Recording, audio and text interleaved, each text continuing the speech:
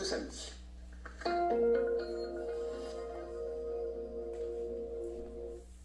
Mais avant d'en parler avec nos deux invités, c'est un sujet dont on parle assez peu. Comment ces groupes de pression parviennent à influencer la rédaction des lois européennes, ces fameuses directives adoptées entre autres par le Parlement? On estime qu'environ 3000 de ces groupes de pression travaillent à Bruxelles, ce qui représente environ 15 000 personnes, on les appelle donc les lobbyistes. En quelques années, Bruxelles est d'ailleurs devenue la deuxième ville au monde après Washington pour le nombre de lobbyistes. Tout de suite, je vous propose un extrait d'un documentaire réalisé par Friedrich Moser et Mathieu Lietard, consacré à ce business bruxellois. On va découvrir un député européen autrichien, Ernst Strasser, piégé en caméra cachée au moment où il se vante d'avoir été acheté par plusieurs lobbyistes. Ce député a d'ailleurs dû démissionner et il a été condamné à de la prison ferme pour corruption. Il existe une zone trouble où l'intérêt public, que les parlementaires sont censés défendre, et les intérêts privés ont tendance à se confondre. Une enquête menée par des journalistes avec une caméra cachée a permis d'exposer au grand jour certaines de ces activités. Le cas d'Ernst Strasser, leader des conservateurs autrichiens au Parlement européen, est certainement celui qui a fait le plus de bruit.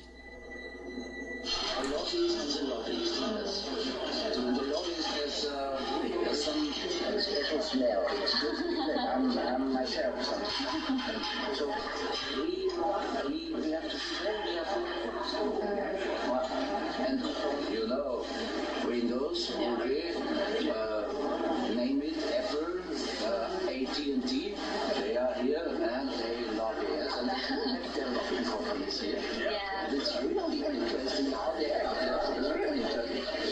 When you go there as an MEP, this is something that opens the door in another way as you go in there as a lobbyist.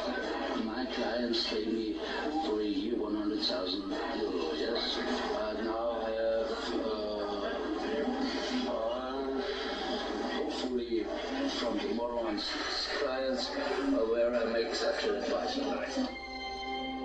Strasser et deux autres parlementaires européens, un Slovène et un Roumain, ont dû démissionner et font aujourd'hui l'objet de poursuites.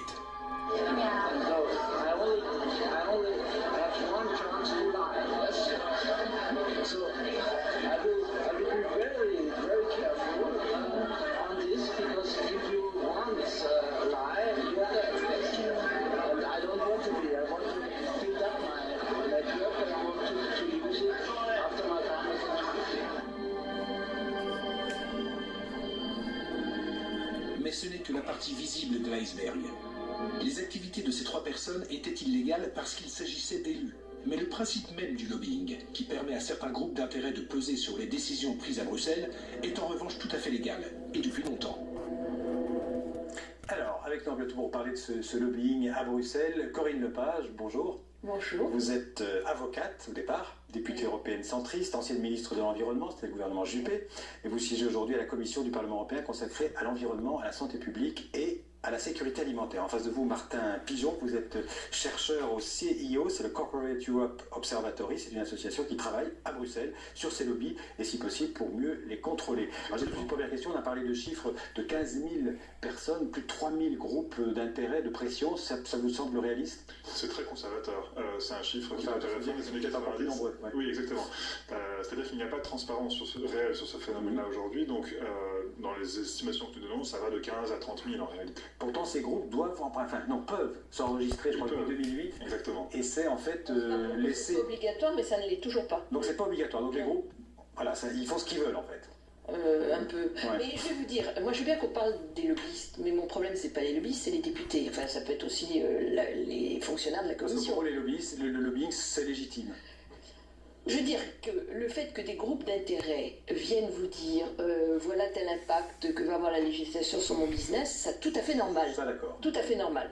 Et moi, j'entends cela, et puis ceux qui défendent les consommateurs, qui défendent l'environnement, qui défendent la santé, qui viennent me dire ce qu'ils ont à me dire. Ça fait partie de mon métier de parlementaire. Il y a des lobbies qui défendent le bien public, l'intérêt général. Il y en a qui défendent l'intérêt général, il y en a qui défendent leur business. Déjà, il faut séparer. L'un et l'autre, c'est pas pareil.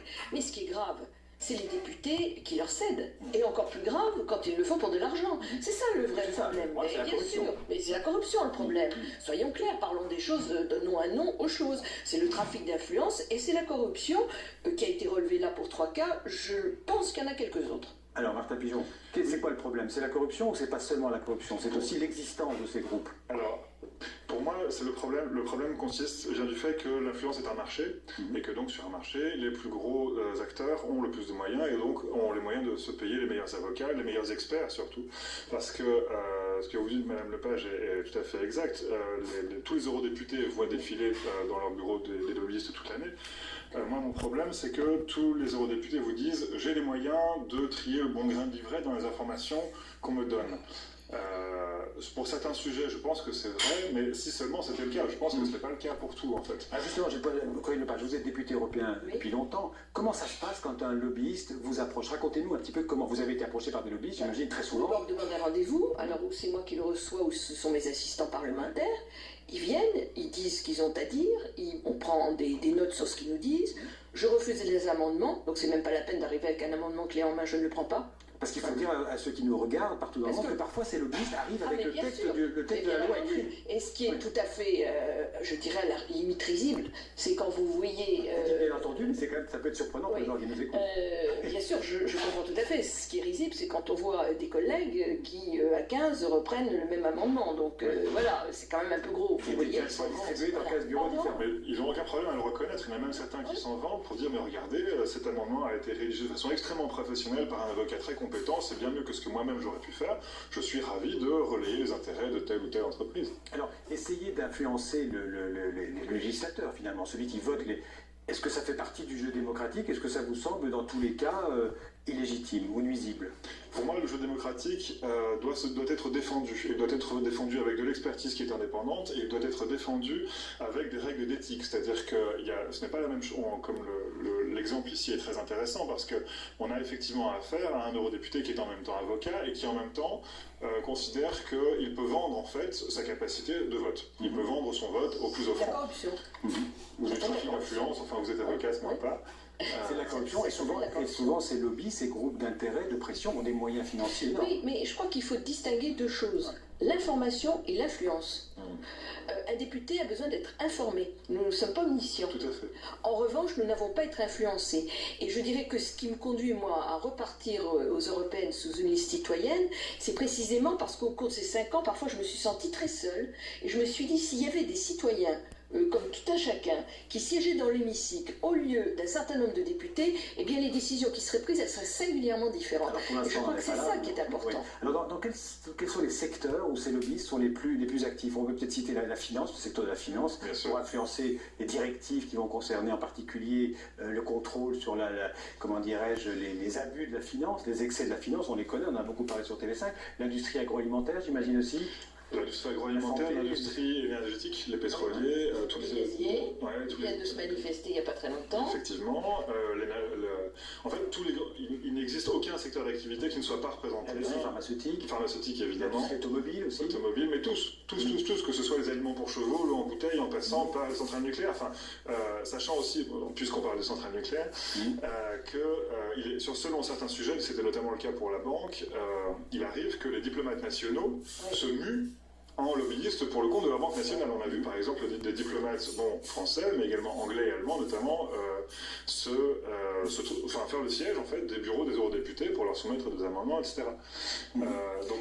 Quels sont les lobbies contre lesquels vous vous battez en ce moment les plus importants, vos dossiers du jour, on va dire? Alors moi, je travaille spécifiquement sur l'industrie agroalimentaire et particulièrement sur la politique d'indépendance de l'Agence de sécurité des aliments européenne, qui en fait, dont les opinions scientifiques en fait sont la base de l'évaluation en fait des produits en Europe et des risques. C'est très très important l'EFSA. Moi, j'ai passé 5 ans à me bagarrer contre l'EFSA. l'EFSA, donc c'est cette agence européenne de sécurité sanitaire qui n'a aucune culture correcte de la gestion des conflits d'intérêts, qui considère que c'est tout à fait normal d'être expert pour l'EFSA et en même temps d'appartenir à un organisme qui s'appelle l'ILSI, qui est en fait le lobby de l'agroalimentaire à Bruxelles, qui a une méthode sélective suive des études qui fait que celles qui vont dans le sens qui lui plaît, elle les prend, celles qui vont dans le sens qui lui plaît pas, c'est à la poubelle. C'est extrêmement dangereux parce que c'est ce qui ensuite sert d'expertise de base aux décisions que nous prenons. Et donc le travail que fait Martin Pigeon, c'est un travail vraiment très important et nous sommes quelques députés, trop peu nombreux à mon avis, à le relayer. Là on parle de la sécurité des aliments, on peut aussi parler automobile. Vous avez été confronté, je crois, au lobby du diesel par exemple, en France. Au lobby du diesel bien sûr, évidemment. Nous avons en France une surdiésélisation du parc, nous ne respectons pas les règles communautaires. Et ces lobbies parviennent à influencer la législation parce que pas tellement au niveau communautaire, c'est surtout au niveau national. Parce que le niveau communautaire, non. Mais par exemple, l'industrie allemande a été extrêmement puissante il n'y a pas très longtemps sur les émissions du CO2. Exactement, du CO2 des véhicules. Madame Merkel a fait changer quasiment à la dernière minute un texte qui était voté. Donc il n'y a pas seulement c'est quand même le Parlement européen qui a le dernier mot, puisque c'est 95 grammes par kilomètre donc de CO2 qui est la norme pour 2020. Oui, mais ensuite on est dans la codécision, donc de toute façon il faudrait que le Conseil soit d'accord. Et c'était la première fois que l'Allemagne se permettait de rompre un accord passé un trilogue. Enfin, c'était très lourd, ça faisait... C'était très très loin. Hein. Donc ce qu'il faut bien comprendre, voyez-vous, c'est qu'il n'y a pas que les grands groupes. Parfois les États se muent en lobby. La Pologne, par exemple, sur les gaz de schiste, qui nous a fait une danse du ventre absolument incroyable pour... Parce que la Pologne est favorable à l'exploitation du gaz de schiste. Sur le gaz de schiste.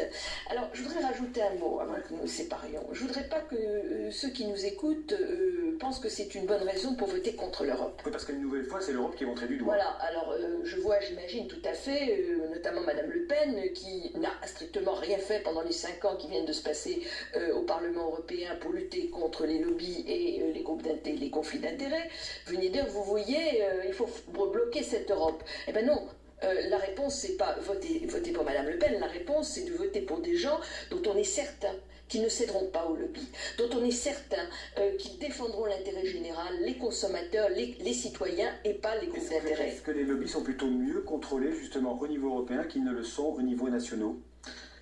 C'est difficile de répondre à ça.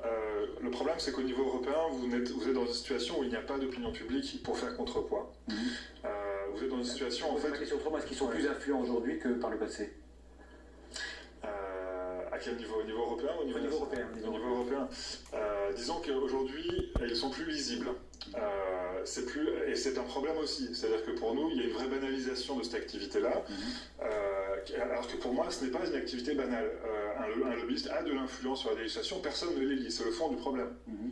Et il ne cherche pas l'intérêt général. C'est surtout ça le problème. Il ne cherche pas l'intérêt général, il cherche l'intérêt de son business. Et nous, députés, nous ne sommes pas là pour défendre un business, nous sommes là pour trouver la meilleure solution dans l'intérêt général. On n'aura peut-être pas le temps d'en parler, mais il y a aussi un autre acteur de ce lobbying, c'est la presse, qui parfois elle-même, les médias, sont partie prenante aussi, parfois sans le savoir d'ailleurs, de cette influence de la communication. Aujourd'hui, il faut le reconnaître, il faut aussi balayer dans notre temps. C'est les donneurs d'ordre, il y a des sujets qu'il vaut mieux pas aborder dans la presse parce que telle entreprise est un grand... faire utiliser la presse pour aborder tel ou tel sujet. Les deux, l'un et l'autre, ça va dans les deux sens.